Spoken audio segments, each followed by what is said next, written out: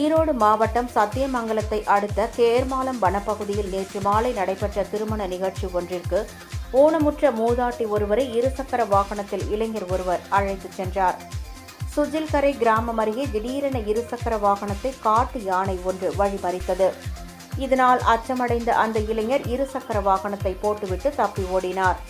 அவருடன் வாகனத்தில் அமர்ந்து வந்த ஊனமுற்ற மூதாட்டி முத்தம்மாளால் ஓட முடியாத நிலையில் யானையிடம் சிக்கினார். அவரை அந்த இடத்திலேயே யானை மிதித்துக் கொன்றது.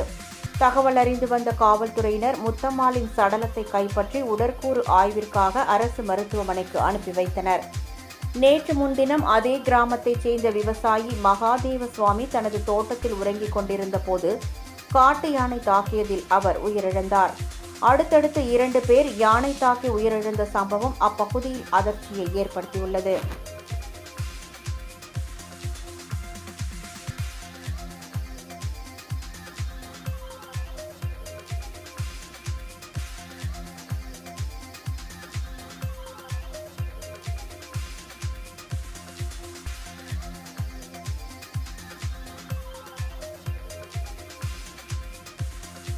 நாங்கள் இது மாதிரி சுஜிலிக்கரைக்கு திருமண நிகழ்ச்சிக்கு வந்தோங்க.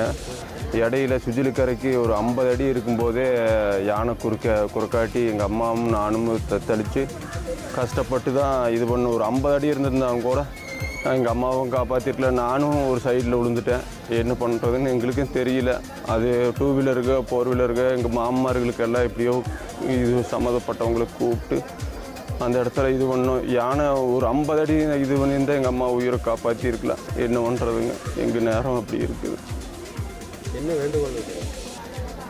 என்ன சார், கிராமப்புறத்தில் யானைக்கு இல்லாமல் இருந்தால் சந்தோஷம்தாங்க. கிராமத்துக்குள்ளே வருதா? இங்கே உள்ளே வந்துடுதுங்க சார். என்ன பண்ணுறதுங்க, நாங்கள் ஏதோ திருமண விழாவுக்கு தான் போனோம். ஆனால் அந்த ஊருக்காரரும் சேர்ந்து போராட்டம் பண்ணாங்க. ஊருக்குள்ளே வந்துடுதுன்னு எங்களுக்கு தெரியாது. நாங்கள் வெளியூர்லேருந்து வரனால எங்களுக்கு தெரியாது. இந்த மாதிரி ஆகி போச்சுங்க.